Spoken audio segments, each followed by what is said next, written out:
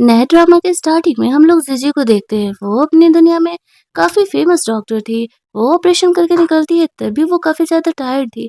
उसे चक्कर आता है और वो वहाँ बेहोश हो जाती है। लेकिन जब उसकी आँख खुलती है तो वो किसी और कमरे में थी और उसके पेट में काफ़ी तेज़ दर्द होता है। वो नोटिस करती है कि वो इंजर्ड है। उसे समझ नहीं आता कि वो कहाँ पहुँच गई, ये उसका घर नहीं था और ऊपर से वो तो हॉस्पिटल में थी। तभी वो एक डॉक्टर को एक इंसान से बात करते हुए सुनती है कि जीजी ने खुद को हर्ट कर लिया, हालाँकि बहुत ज़्यादा डीप नहीं है चोट, लेकिन कुछ दिनों में वो ठीक हो जाएगी। तभी वहाँ पर एंट्री लेता है उसका हस्बैंड कू, जो कि व्हीलचेयर पर है। अब जीजी सोच रही होती है ये बंदा कौन है भाई? तभी उसे ध्यान आता ऑपरेशन से पहले वो एक नॉवेल पढ़ रही थी। बिल्कुल उसकी लाइफ उसी की तरह दिख रही है। वो समझ जाती है कि शायद वो ट्रैवल करके बुक के अंदर पहुँच चुकी है। अब उसे इस कहानी का प्लॉट पता था, दैट्स व्हाई उसे अपनी लाइफ चेंज करनी थी। तो वो अब से खुद को सुधारने के लिए सोचती है। तभी वहाँ पर गो आता है। वो तो उसे देखते ही रह जाती है कि कितना हैंडसम है, भले ही वो व्हीलचेयर पर है। वहाँ पे गो जीजी को कहता है कि ठीक है, तुम फ्रीडम ही चाहती हो ना, मैं तुम्हें आज़ाद करने के लिए तैयार हूँ। ये लो डाइवोर्स पेपर, मैंने इन पेपर्स पर साइन कर दिया है। अब दोबारा मुझसे फिर तुम कभी भी कुछ भी मांगने के लिए मत आना। जीजी डाइवोर्स की बात सुनकर के शॉक हो जाती है और गो से कहती है कि नहीं नहीं, शायद तुम मुझे गलत समझ रहे हो, मुझे तुमसे डाइवोर्स नहीं लेना है। गो कहता है मैं गलत समझ रहा हूँ, इतना बड़ा कांड तुमने किया है, तुमने खुद को हर्ट तक कर लिया सिर्फ एक उस इंसान के लिए, और तुम कहती हो मैं गलत समझ रही हूँ। जीजी यहाँ पे प्लॉट याद करती है। वो अपने बॉयफ्रेंड के लिए गू से इतना लड़ रही है। उसकी फैमिली ने जबरदस्ती गू से उसकी शादी करा दी थी। हालांकि शादी के बाद गू समझ गया था कि उसका बॉयफ्रेंड भी पैसे के लिए उसे चीट कर रहा है, लेकिन जीजी तो उसे बहुत ही प्यार करती थी ना, और उसने खुद को हर्ट कर लिया था उसे आज़ाद करने के लिए। गू ने उस बदमाश इंसान को जेल भेज दिया था क्योंकि उसने कुछ कांड किया था, लेकिन जीजी इस बात को नहीं समझ पाती है, नहीं देख पाती है। इसी वजह से वो गू को बहुत भला-बुरा कह रही थी कि तुम्हारे जैसे क्रिपल्ड इंसान से शादी होना मेरी ज़िंदगी की सबसे बड़ी गलती थी, और वो खुद को हर्ट कर लेती है फ्रूट कटिंग नाइफ से। ये देखने के बाद गू भी काफ़ी ज़्यादा वाला घबरा जाता है और वो फाइनली जीजी को जाने देने का डिसाइड करता है। दोनों की शादी को करीब 1 साल होने वाले थे, लेकिन उनके रिलेशनशिप सुधरने के बजाय और बिगड़ ही रहे थे। यहाँ पर ये देखते हुए जीजी समझ जाती है कि उसने गू को बहुत ही हर्ट किया है। वो गू से रिक्वेस्ट करती है कि नहीं, वो उसे छोड़ कर के नहीं जाना चाहती। वो बस उसे एक मौका दे दे, वो उसे प्रूव करेगी कि वो उसके साथ अब अपने पूरे मन से रहना चाहती है। उसे समझ आ चुका है कि कौन उसके लिए सही है और कौन गलत है। अब गू बेचारा था सीधा-साधा इंसान, वो जीजी की बातों में आ जाता है। वो कहीं न कहीं जीजी को पसंद करने लगा था और इसी वजह से वो उसके साथ अपनी ज़िंदगी सीधे तरीके से बिताने का डिसाइड किया था। लेकिन जीजी को शायद कुछ और ही मंज़ूर था। यहाँ पर वो से जब वो इतना रिक्वेस्ट करती है, तो फिर वो मान जाता है और कहता है कि ठीक है, मैं तुम्हें सिर्फ़ एक मौका देने वाला हूँ। लेकिन यहाँ पर अगर तुमने मुझे थोड़ा भी डिसअपॉइंट किया, तो हमारे रिलेशन का लास्ट स्टेज डाइवोर्स ही है। जीजी कहती है, हाँ ठीक है, मैं यहाँ पर तुम्हें हर्ट करने के लिए कुछ भी ऐसा नहीं करने वाली हूँ। प्रूव करने के लिए वो गू को यहाँ पे प्रॉमिस करती है कि वो कभी अपने एक्स से कोई रिलेशन नहीं रखेगी। जिसे इंजर्ड थी तो गू उसे रेस्ट करने के लिए बोलता है। जब वो यहाँ पर आराम कर रही थी, कुछ घंटे बाद उसे कुछ आवाज सुनाई देता है। ये जीजी की बेस्ट फ्रेंड थी। कहने की तो वो जीजी की बेस्ट फ्रेंड थी, लेकिन वो भी उसका इस्तेमाल किया करती थी। और जीजी को ढूंढते हुए यहाँ पर आती है और जीजी को जगाते हुए कहती है, तुम्हारा बॉयफ्रेंड जेल में है, तुम्हारे हस्बैंड की वजह से। तुम्हें नहीं लगता है कि तुम्हें उसे जेल से बाहर निकालना चाहिए? वो तुमसे इतना प्यार करता था, उसने तुम्हारी वजह से ही किसी पर अटैक किया था। जीजी ये सुनते ही गुस्सा करने लगती है कि तुम्हें प्राइवेसी नाम की चीज़ नहीं पता है क्या? मैं यहाँ सो रही हूँ, तुम यहाँ आकर के मुझे डिस्टर्ब कर रही हो। उसे पता था कि एक्चुअल में यहाँ पर ये जो लड़की है ना, वो बहुत ही बदमाश है। उसने यहाँ पर अपने इस बुक में पढ़ लिया था ना, तो वो जानती थी। उसे पता था कि गो इसकी बातों को सुन रहा है, दैट्स व्हाई वो गो को उसका हेल्प करने के लिए कहती है। गो यहाँ पर बटलर को लेकर के वो गो से बोलती है कि ये मुझे परेशान कर रही है, इसे यहाँ से भेजो। उसकी बेस्ट फ्रेंड सोचने लगती है कि इतना वियर्ड बिहेव क्यों कर रही है, इसने तो पहले कभी इस तरीके से बिहेव नहीं किया। उसके कहने पर उसका बटलर उसे वहाँ से लेकर के जाता है। जैसे यहाँ पर गो से कहती है कि तुम्हें मेरी बेस्ट फ्रेंड की बातों पर ध्यान देने की ज़रूरत नहीं है। वो कुछ भी बकवास करती रहती है और अब मेरा उससे कोई रिलेशन नहीं रहा है। देखो, मैं यहाँ पर उसकी बातों में पहले आया करती थी, बट आई प्रॉमिस आज के बाद मैं इस इंसान से कभी भी कोई रिलेशन नहीं रखने वाली हूँ। सिर्फ़ तुम और तुम मेरे हस्बैंड होने वाले हो, जिससे कि मैं प्यार करूँगी। इन फ्यूचर अब गो जीजी की बातों पर ट्रस्ट नहीं कर रहा होता है। वो सोच रहा होता है जो लड़की अब तक एक लड़के को बचाने के लिए सब कुछ कर रही थी, क्या वो सच में अचानक से ऐसे बदल सकती है? उसे इसकी बातों पर ट्रस्ट नहीं था। जैसे यहाँ पर पेट में दर्द होने की एक्टिंग कर रही होती है। गो को जीजी की फिक्र तो थी, लेकिन वो उसे बस ये दिखा नहीं रहा था। वो कहता है मैं डॉक्टर को बुला देता हूँ, तुम्हारी चोट से वापस से ब्लड निकल रहा है तो वो आ करके तुम्हारा ट्रीटमेंट कर देगा।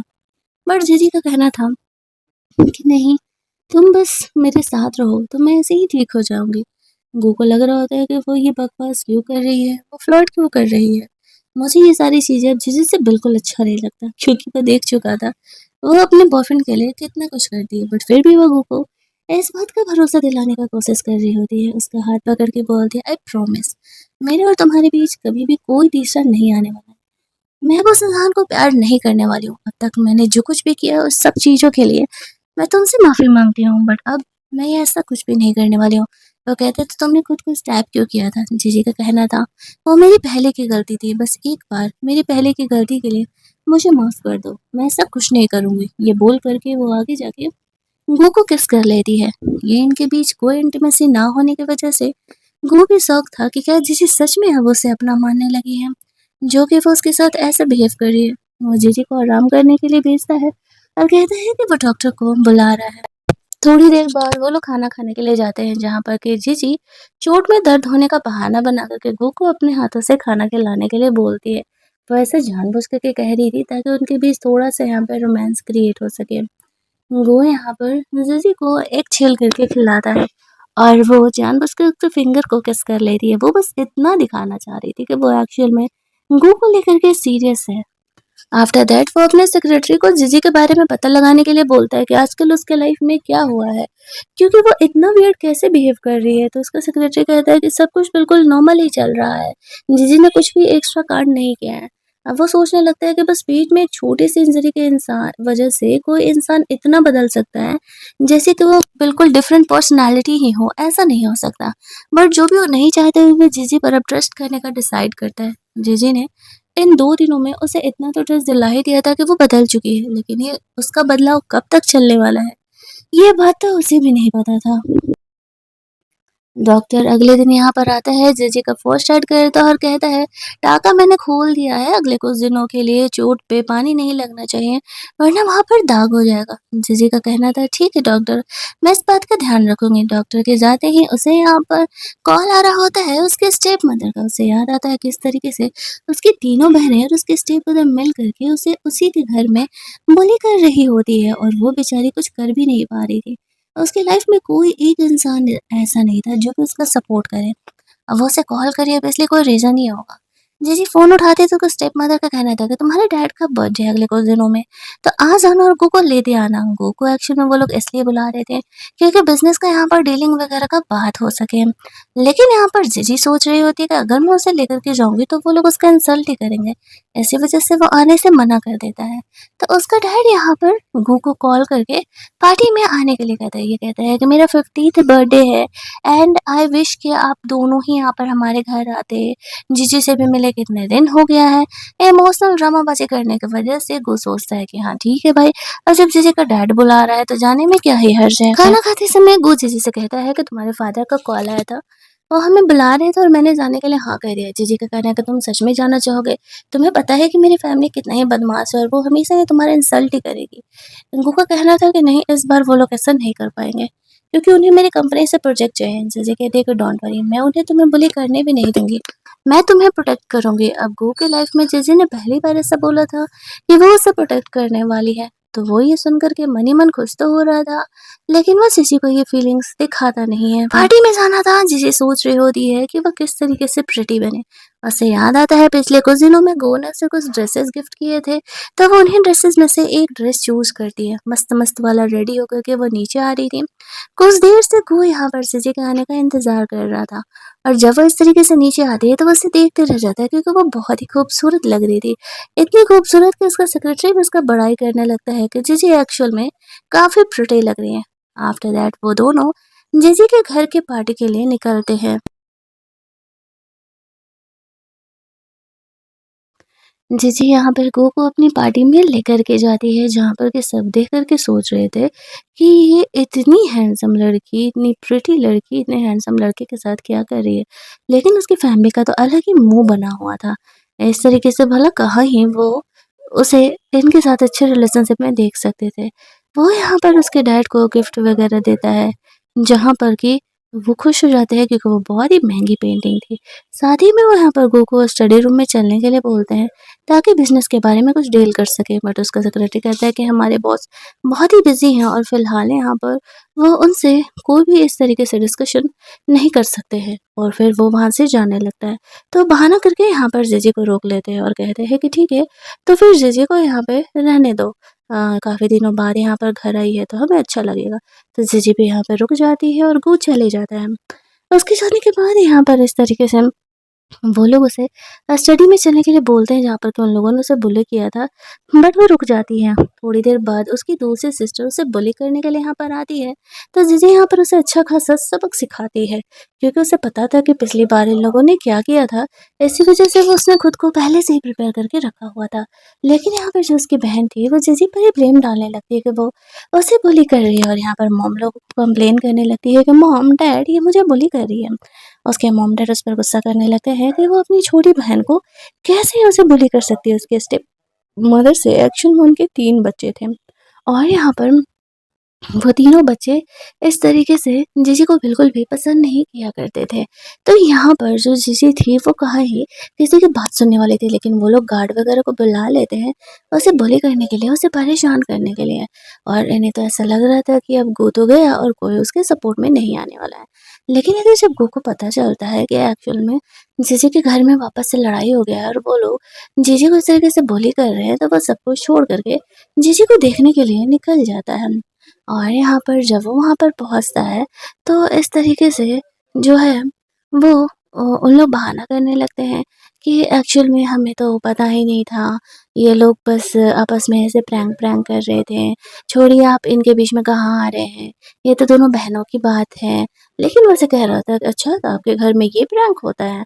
आप लोगों ने जीजी को पकड़ने के लिए इस तरीके से गार्ड्स वगैरह बुला लिए हैं, और आप यहाँ पर कह रहे हो कि ये प्रैंक चल रहा है। वो लोग चुप हो जाते हैं। जीजी यहाँ पर कह रही होती है कि अगर मेरी जो ये सो कॉल्ड बहनें हैं, अगर मुझसे माफ़ी माँगे तो मैं इस बात को जाने दे सकती हूँ, और अगर उन लोगों ने मुझसे माफ़ी नहीं माँगी तो फिर वो लोग भूल जाएँ कि यहाँ पर हम उन्हें छोड़ने वाले हैं, हम उन पर केस भी करेंगे मुझे इंटेंशनली इंसल्ट करने के लिए। अब यहाँ पर हम लोग देखते हैं कि उनके पास कोई ऑप्शन नहीं था, माफ़ी तो वो लोग माँग नहीं रही थी। तो वो कहती है, जीजी तो फिर ठीक है, एक काम करना, एक्स्ट्रा पैसे दे देना, और एक्स्ट्रा पैसे देने के बाद मैं यहाँ पर सारे रिलेशनशिप को तोड़ लेने वाले हैं, और एक बार रिलेशनशिप अगर टूटा तो फिर मुझे आपकी फैमिली से कोई मतलब नहीं रह जाएगा। ऐसा कहते हुए वो वहाँ से जाने लगती है। गू उसके डैड को कह रहा होता है, आपको मेरी कंपनी का प्रोजेक्ट चाहिए था ना? वो कहता है, हाँ हाँ, मुझे अपनी कंपनी का प्रोजेक्ट चाहिए था। वो हंसते हुए कहता है, अफसोस कि तुम उसके लायक नहीं हो, इसी वजह से मैं यहाँ पर तुम्हें अपनी कंपनी का प्रोजेक्ट नहीं देने वाला हूँ। ये कहते हुए वो उसे वहाँ से लेकर के जाता है। रास्ते में वो यहाँ पर गो से सॉरी बोल रही होती है और कहती है कि एक्चुअल में वो इतनी बुरी नहीं है। उसकी फैमिली ने उसे परेशान किया था, इसी वजह से उसे ऐसा करना पड़ा। वो कहता है, कोई बात नहीं, मुझे कोई प्रॉब्लम नहीं है। तुम्हारी फैमिली ने तुम्हें बुली किया और तुमने बिल्कुल सही डिसीजन लिया। वो कहती है कि एक्चुअल में वो लोग तुम्हें भी बहुत ही भला-बुरा कह रहे थे, इसी वजह से मुझे यहाँ पर गुस्सा आ गया और मैंने यहाँ पर उन्हें सबक सिखा दिया। वो कहते हैं कि हाँ ठीक है, मैं आगे भी तुम्हारा इसी तरीके से सपोर्ट करने वाला हूँ। जीजी यहाँ पर खुश हो जाती है। रात में जब वो घर में जाती है, उसका चोट ठीक हो चुका था कुछ स्नैक्स खाने के लिए। वो निकलती है तो यहाँ पर इस तरीके से देखती है कि एक्चुअल में यहाँ पर वो कुछ खाने के लिए निकला हुआ है। तो वो यहाँ पर उसे इस तरीके से अपने साथ चलने के लिए बोलती है, कुछ बातें-वातें करने के लिए, लेकिन वो भी जीजी से गुस्सा ही था, इसी वजह से वो उससे ज़्यादा कोई कनेक्शन रख नहीं रहा होता है। दूसरी तरफ हम लोग देखते हैं कि जीजी सोच रही होती है कि वो कैसे ही भला उसे मनाए, क्योंकि यहाँ पर उसे खुद नहीं समझ में आ रहा था कि वो उसे मनाए कैसे। अगले दिन वो उसका पैर ठीक करने के लिए अपने ही बटलर को बोलती है, जहाँ पर कि वो बटलर उसे कहता है कि अब तक वो ने बहुत डॉक्टर्स को दिखाया, लेकिन उसका पैर ठीक नहीं हो रहा था। उसका कहना था कि कोई बात नहीं, मैं उसका पैर ठीक करा दूँगा। वो यहाँ पर अगले दिन गो को लंच टाइम पे कॉल करती है। उस समय वो मीटिंग में था। नॉर्मली यहाँ पर जीजू उससे कभी कॉल नहीं करती थी, तो उसकी कॉल आने पर वो अपने सेक्रेटरी को फ़ोन को स्पीकर पर रखने के लिए बोलता है। जैसे उसका सेक्रेटरी ऐसा करता है, तो यहाँ पर सबको पता चल जाता है कि गो की वाइफ़ है और यहाँ पर वो उससे कितने प्यार से बिहेव कर रही है। जीजे का कहना था कि वो उस ऑफ़िस के बाद उसे रिसीव करने के लिए आएगी, क्योंकि लंच टाइम के लिए तो वो बहाना बना देता है कि वो मीटिंग में बिज़ी है। इसी वजह से जीजी का कहना था कि वो इस तरीके से ऑफ़िस के बाद उसे लेने के लिए आ जाएगी, तो वो ओके बोल करके फ़ोन कर देता है। वो उसे लेने के लिए जाती है, दोनों डिनर करने के लिए जाते हैं। जहाँ पर कि वो कहती है घर पे हम दोनों अकेले कभी डिनर नहीं कर पाते थे ना, घर पे मेड-वेड रहती थी। इसी वजह से मुझे लगा कि शायद हमें साथ में कुछ टाइम स्पेंड करना चाहिए। वो यहाँ पर उससे बातें-वातें करती है और कहती है कि मैं एक्चुअल में तुम्हारा पेट ट्रीट करना चाहती हूँ। तो गो का कहना था वो नहीं हो पाएगा, क्योंकि मैंने बहुत डॉक्टर्स को दिखाया।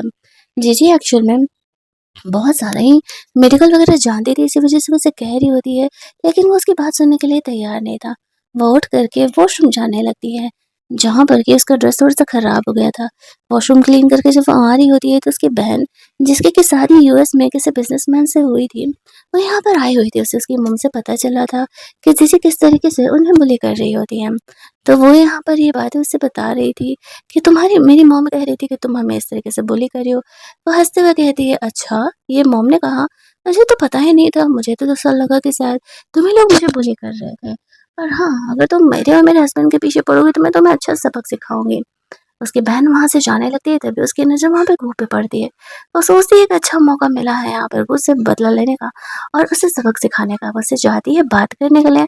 शुरुआत में तो वो उसे पटाना चाह रही थी, क्योंकि गो भले ही क्रिपल्ड है लेकिन है तो बहुत रिच है ना।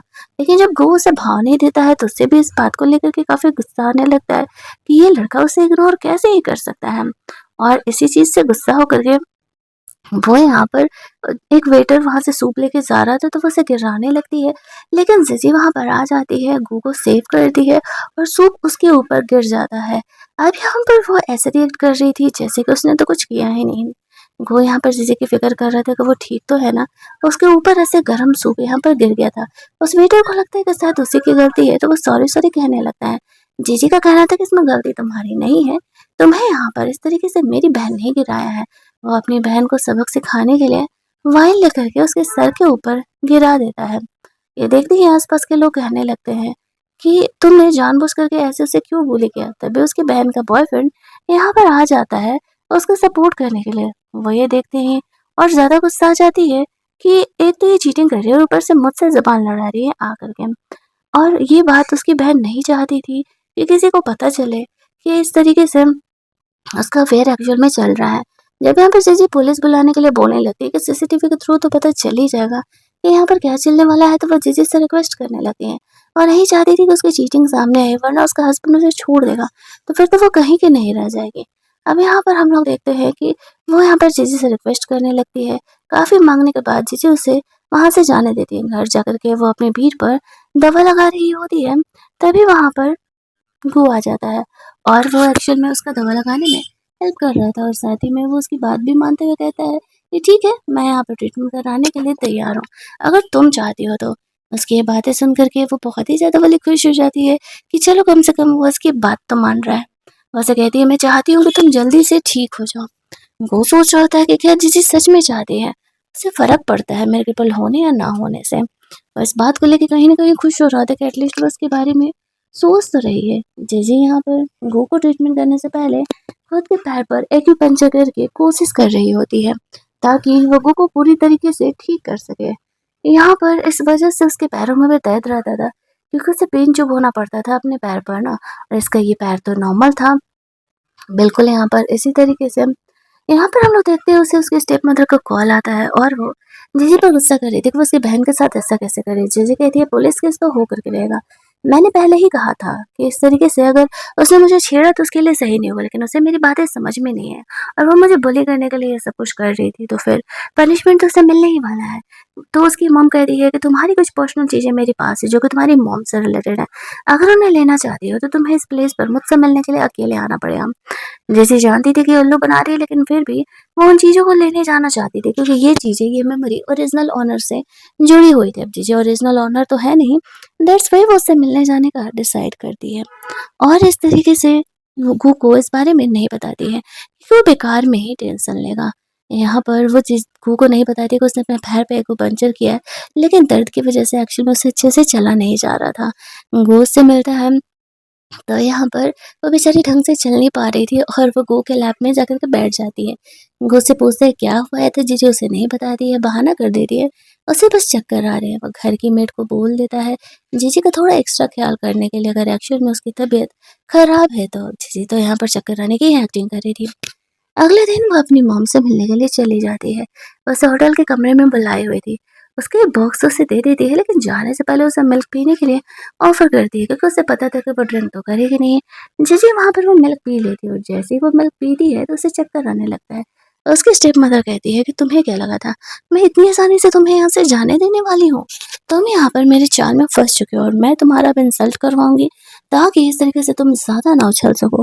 वो कुछ बंदे लोगों को यहाँ पे बुला लेती है, लेकिन तभी वहाँ पर वो सोचती है कि एक और नशा का इंजेक्शन इसे लगा देना चाहिए, जिस वजह से कि इस तरीके से वो यहाँ पर उसे इंजेक्शन ढूँढ रही होती है, लेकिन उसे नस ही नहीं मिल रहा था और फटाक से यहाँ पर जीजी अपनी ही स्टेप मदर को इस तरीके से इंसल्ट कर देती है और कहती है, "तुम मुझसे कोशिश कर रही लड़ने की?" फिर वो उसे वहाँ पर छोड़ कर के चली जाती है। उस दवा के शीशी को जीजी घर पे लेके आई थी। क्यूरियोसिटी से वो उसे चेक करना चाह रहे थे कि ये जो दवा है वो वर्क कैसे करता है। तो फिर वो बस अपने फिंगर पर ऐसे टच कर लेती है और नहाने के लिए चली जाती है। उसे नहीं लगा था कि वाटर में मिलने के बाद वो दवा इतनी बुरी तरीके से उस पर असर करने वाला।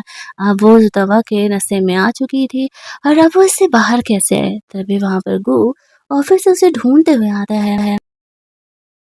उसे पता चलता है जीजी अपने कमरे में है तो वो उसे कुछ बात करने के लिए जाता है। लेकिन शौक तो उसे तब होता है जब वहाँ कमरे में जाते ही जीजी उसे पकड़ के किस कर लेती है। अब गू समझ जाता है जीजी की हरकतों से कि शायद उसने कुछ उल्टा-सीधा खा लिया है। अब जो भी उसने खाया था वो लव पोशन के नशे में थी तो उसे जीजी का हेल्प तो करना ही था। फाइनली दोनों यहाँ पर फर्स्ट टाइम इंटीमेट होते हैं, लेकिन जब जीजी जगती है तो उसे सिर्फ़ इतना याद था कि उसने गू को किस किया और वो इस चीज़ को लेके बहुत ही एम्बैरेस थी। गू जगता है, जीजी उसे कहती है कि तुमने मुझे हेल्प कैसे किया? तो वो उसे झूठ बोल देता है कि एक्चुअल में डॉक्टर आया था तुम्हारे ट्रीटमेंट के लिए।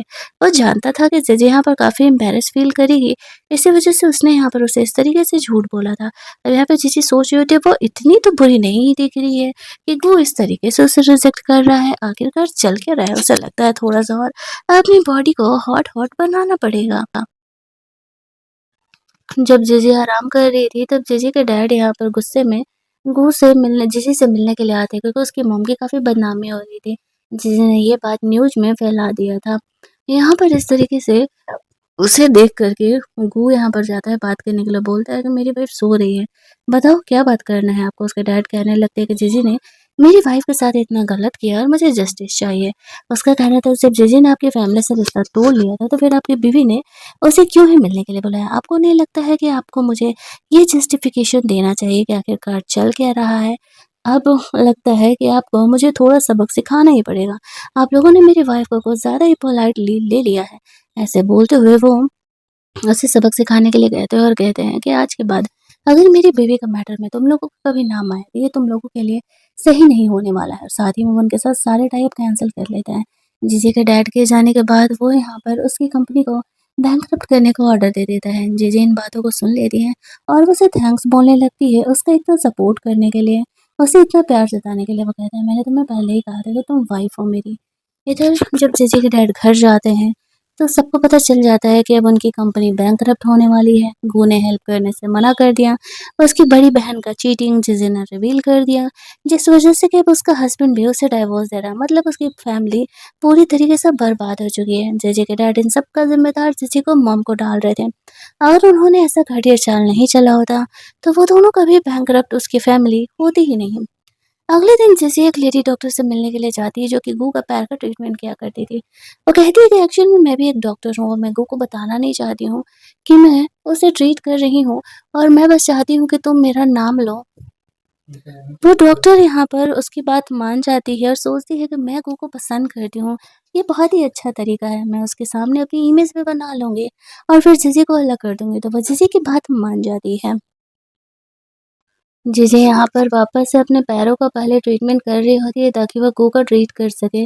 गो यहाँ पर आने लगता है तो जीजी यहाँ पर बहाना बना देती है, लेकिन उसके पैर पर खून के पॉइंट्स देख कर के वो पूछने लगता है कि क्या चल रहा है, तो जीजी यहाँ पर बहाना कर देती है कुछ भी नहीं। वो उसे इस बारे में नहीं बताती है। वो यहाँ पर उसे एक प्यारा-सा ब्रेसलेट गिफ्ट करता है जीजी की सेफ्टी के लिए। वो कहती है कल उसने गो के ट्रीटमेंट के लिए डॉक्टर का अपॉइंटमेंट लिया है, तो गो उसके साथ जाने के लिए रेडी हो जाता है। जब वो लोग ट्रीटमेंट के लिए जाते हैं तो उस डॉक्टर का कहना था कि मैंने यहाँ पर नया एक्यूपंक्चर सीखा है और मैं अपने पैरों को ट्रीट करना चाहती हूँ। तो वो मान जाता है क्योंकि जीजी भी यहाँ पर इंसिस्ट कर रही थी और बोलती है कि हाँ, ट्रीटमेंट लेने के लिए वो आपको ठीक कर देगी। जब वो लोग ट्रीटमेंट के लिए जाते हैं तो डॉक्टर का कहना था गो से कि मैं यहाँ पर आपकी आँखों को ढक देती हूँ ताकि आपको थोड़ा कम पेन फ़ील हो, वैसा ही करती है। जैसे ही वो डॉक्टर यहाँ पर उसकी आँखों को ढकती है, तो जीजी यहाँ पर आ जाती है। उसे एक्यूपंक्चर करने के लिए एक्यूपंक्चर करीब 2-3 घंटे चलते हैं जिसमें कि ज़ीज़ी बहुत ही ज़्यादा टायर्ड हो जाती है और फाइनली यहाँ पर गो का फर्स्ट सेशन एक्यूपंक्चर का करके वो बेहोश होने लगती है, तो उसका सेक्रेटरी यहाँ पर जल्दी-जल्दी उसे दूसरे रूम में ट्रीटमेंट कराने के लिए लेके जाता है। इधर गो को होश आता है तो वो डॉक्टर ये दिखा रही थी कि एक्चुअल में मैंने ही उसका ट्रीटमेंट किया है। वो उसे थैंक्स बोलता है तो साथ ही में वो उसे कहती है कि एक्चुअल में मैं तुम्हें पसंद करती हूँ और मैं बहुत दिनों से तुम्हें ये बात बताना चाह रही थी। आई नो कि तुम मैरिड हो, लेकिन मैं बस तुम्हारी दोस्त क्लोज़ फ्रेंड बन के रहना चाहती हूँ। ये बात जीजी को पता नहीं चलेगा। गो से कहते कि फर्स्ट थिंग कि तुमने मेरा ट्रीटमेंट नहीं किया है। वो एक्चुअल में पट्टी के नीचे से देख चुका था कि वो कोई और नहीं, जीजी ही हैं। ये सब कुछ चल रहा था तभी उसका सेक्रेटरी यहाँ पर आता है और बताता है कि जीजी एक्चुअल में बेहोश है और वो बगल वाले कमरे में एडमिट हैं। वो उसे देखने के लिए जाता है। जीजी को यहाँ पर होश आता है तो गो से कहता है, तुमने मुझे झूठ क्यों बोला कि एक्चुअल में तुमने मेरा एक्यूपंक्चर नहीं किया है? तुम इतने दिनों से खुद के पैर पे भी तो ट्रीटमेंट करके देख रही हो। जीजी कहती, हाँ, मैं एक्चुअल में मुझे लगा कि तुम मेरा भरोसा नहीं करोगे, इसी वजह से तुम ऐसा कर रहे हो। इसी वजह से मैंने तुम्हें ये बात नहीं बताया था। गो प्यार से जीजी को किस कर लेता और कहता है कि नहीं, मुझे अब तुम पर भरोसा होने लगा है और जीजी को रेस्ट करने के लिए कहता है। उसके पैरों में थोड़े बहुत सेंसेशन हो रहे थे। वो खुश था कि फाइनली यहाँ पर जीजी का ये टेक्निक, ये ट्रिक काम कर रहा है। लेट नाइट जीजी गो से मिलने के लिए जाती है, जहाँ पर कि वो इस तरीके से उसे एप्रिशिएट कर रही थी, उठ कर के खड़े होने के लिए। गो यहाँ पर कोशिश करता है और वो थोड़ा बहुत व्हीलचेयर से उठ भी पाया था। जीजी यहाँ पर उसका मसाज करने के लिए कहती है, साथ ही में वो उसे छेड़ भी रही थी, लेकिन गो उसे बहाना करके वहाँ से जाने के लिए कहता है। जीजी उसे छेड़ रही थी कि वो उसके साथ जब वो होश में हो तब वो उसके साथ रोमांस करे, लेकिन गो शायद खुद को जीजी के लायक नहीं समझता था क्योंकि वो क्रिपल था। इसी वजह से यहाँ पर वो उसके साथ रोमांस करने से फिलहाल टाल रहा होता है। अगली सुबह जैसे यहाँ पर सोचती है गो को शायद बताना ही पड़ेगा, वो उसे भाव नहीं दे रहा था। पहले तो वो उसे पूरी तरीके से ठीक करती है, पहली बार इतने साल में गो अपने पैरों पर अपने आप खड़ा हो पाया था। बहुत ज़्यादा खुश हो जाती है, घर के हेल्पर लोग भी यहाँ पर गो कैसे अपने पैर पर खड़ा होते हुए देख कर के बहुत ही खुश हो गए थे। लेकिन गो का रवैया जीजी के लिए नहीं बदलता है, वो उसे भाव ही नहीं देता था। तभी वहाँ पर उन्हें पता चलता है कि ग्रैंडफ़ादर बीमार हो गए हैं। वो लोग घर वालों को मिलने के लिए जाते हैं, जहाँ पर कि ग्रैंडफ़ादर काफ़ी ज़्यादा बीमार थे, डॉक्टर ट्रीटमेंट कर रहे थे लेकिन कुछ फ़ायदा नहीं था। जो गो की आंटी थी ना, वो यहाँ पे गो को पसंद नहीं करती थी क्योंकि उसे कंपनी चाहिए था और ग्रैंडफ़ादर वो कंपनी एक्चुअल में गो को दे रहे होते हैं। इसी वजह से वो उसे पसंद नहीं करती थी। डॉक्टर से पूछने पे पता चलता है कि ग्रैंडफ़ादर अब ज़्यादा दिनों के मेहमान नहीं हैं। यहाँ पर जीजी कहती है कि मैं ग्रैंडफ़ादर को ठीक कर सकती हूँ एक्यूपंक्चर के थ्रू। उनकी लाइफ़ टाइम थोड़ी-सी बढ़ जाएगी यहाँ पर। हम लोग देखते हैं कि गो जीजी पे ट्रस्ट करता है। वो कहती है लेकिन मेरे पास मेरा सिल्वर नीडल्स नहीं है। गो कहता है ठीक है, मैं वो नीडल लेकर के आ रहा हूँ, तब तक तुम ग्रैंडफ़ादर के पास रहो। गो के जाते ही यहाँ पर ग्रैंडफ़ादर को कार्डियक अरेस्ट आने लगता है। तो जीजी यहाँ पर उसे फ़र्स्ट ट्रीटमेंट देने लगती है। फ़र्स्ट एड देने लगती है तो उसकी आंटी आती है और वो यहाँ पर जीजी को रोक रही होती है कि ग्रैंडफ़ादर को वो हर्ट नहीं करें। लेकिन फाइनली जीजी की मेहनत की वजह से ग्रैंडफ़ादर की जान बचती है और वो उनका पल्स रेट जो था, हार्ट बीट, वो नॉर्मल हो जाता है। लेकिन यहाँ पर वो तब भी जीजी को बुली ही कर रही होती है। गो यहाँ पर आ जाता है और वो अपनी आंटी पर गुस्सा करने लगता है। वो कहता है आपको दिख नहीं रहा है कि मेरी वाइफ़ आपकी जान बचाने की कोशिश ग्रैंडफ़ादर की जान बचाने की कोशिश कर रही है।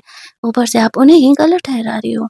वो यहाँ पर जीजी से उससे माफ़ी माँगने के लिए कहती है लेकिन उसकी आंटी साफ मना कर देती है। इधर डॉक्टर से वो पूछती है ग्रैंडफ़ादर को कब तक होश आ जाएगा, तो वो कहता है मुझे नहीं लगता है कि उन्हें होश आने वाला है। लेकिन कुछ देर बाद यहाँ पे ग्रैंडफ़ादर को फाइनली होश आता है। वो बताता है कि एक्चुअल में जीजी ने उनका ट्रीटमेंट किया था, जिस वजह से कि वो ठीक हो पाई थी, तो वो यहाँ पर उसे शुक्रगुज़ार कर रहे होते हैं। लेकिन यहाँ पर जो उसकी आंटी थी, आते ही कंप्लेन करने लगती है कि एक्चुअल में जीजी ने इस तरीके से मेरा इंसल्ट किया है और यहाँ पर उससे माफ़ी माँगना चाहिए। लेकिन गो का कहना था कि इंसल्ट मेरी बीवी ने नहीं, आंटी ने किया है और वो उससे माफ़ी माँगे। आंटी का कहना था मैं ऐसा कभी नहीं करने वाली। साथ ही वो कंप्लेन कर रही थी कि गो क्रिपल्ड है, वो कंपनी को कहाँ ये सँभाल पाएगा मुझे मौका देने के लिए। गो कहता है ठीक है, अगर ये मेरी बीवी से माफ़ी माँगती है तो मैं कंपनी देने के लिए तैयार हूँ। लेकिन कंपनी का जो इम्पोर्टेंट चीज़ है वो मैं नहीं देने वाला हूँ क्योंकि उसे मैंने तैयार किया था खुद से। ग्रैंडफ़ादर का कहना था कि उसके बिना भी हमारा कंपनी चल जाएगा।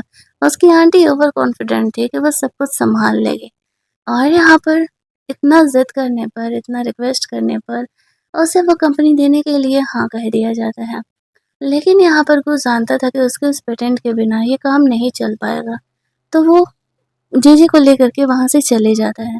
जीजी काफ़ी ज़्यादा थैंक्स बोल रही थी गू को, उसका हेल्प करने के लिए और कह रही होती है कि तुमने तो सच में यहाँ पर मेरी इमेज रख लिया। वो कहता है ऑब्वियस सी बात है कि तुम वाइफ हो मेरी, अगर मैं तुम्हारा सपोर्ट नहीं करूँगा तो कौन करेगा?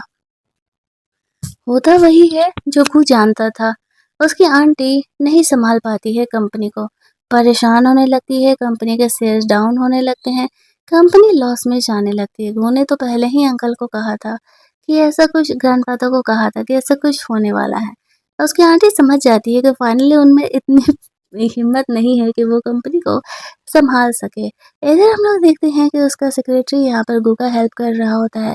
वो हर अपने आप चलने का कोशिश कर रहा था ताकि वो जीजी को सरप्राइज़ दे सके। उसका सेक्रेटरी को कहना था कि आराम से चीज़ों को करने के लिए वरना कहीं ऐसा मत हो कि वो फिर से चल नहीं पाए। साथ ही में यहाँ पर वो कंपनी भी सँभालने का डिसाइड करता है क्योंकि यहाँ पर उसे पता था कि उसकी आंटी इन चीज़ों को सँभाल लेने वाली। अगले दिन गो को जेलस फ़ील कराने के लिए जीजी क्लब के लिए निकल रही होती है। गो से पूछता है वो कहाँ जा रही है तो वो कहती है वो पार्टी करने के लिए जा रही है। वैसे भी तो गो को उसमें इंटरेस्ट नहीं है। उसे जेलस फ़ील कराते हुए वहाँ से निकल जाती है। गू को पता कराने पर पता चलता है कि जीजी क्लब गई हुई थी। अब वो उसे फ़ॉलो करते हुए उस क्लब में पहुँचता है।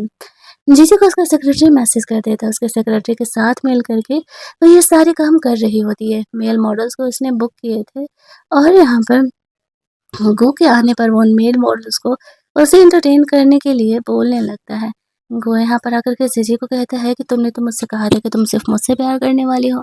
जीजी का कहना था कि अब तुम मुझसे प्यार नहीं कर रहे तो मुझे किसी और को ढूँढना तो होगा ना, कि वो मुझसे प्यार करे। गो यहाँ पर जीजी को किस करते हुए कहता है, मैंने कब कहा कि मैं तुमसे प्यार नहीं करता? वो कहती है तो फिर तुम मुझे कभी टच क्यों नहीं करते? ये सब कुछ इनके बीच चल ही रहा था कि तभी उसका सेक्रेटरी उसकी आंटी को लेकर के आता है क्योंकि वो गो के उस पेटेंट को चोरी करने का कोशिश कर रही थी। इस वजह से उसे जेल भेज दिया जाता है। ग्रैंडफ़ादर को भी समझ में आ जाता है कि गो सही कह रहा था। उसकी आंटी एक्चुअल में बुरी थी तो वो भी अब सारी कंपनी यहाँ पर गो को वापस लौटा देते हैं, गो और जीजी। इसके बाद हैप्पीली एवर आफ्टर रहने लगते हैं और हमारा ये ड्रामा यहीं पर एंड कर दिया जाता है। तो अगर आपको ये कहानी अच्छी लगी होगी, वीडियो को लाइक और शेयर करना मत भूलना। चैनल को सब्सक्राइब कर लेना ताकि नए वीडियोज़ के नोटिफ़िकेशन आपको मिलते रहें। चलिए जल्दी से मिल लेते हैं हम लोग एक और मस्त-मस्त वाली कहानी के हिंदी एक्सप्लेनेशन में।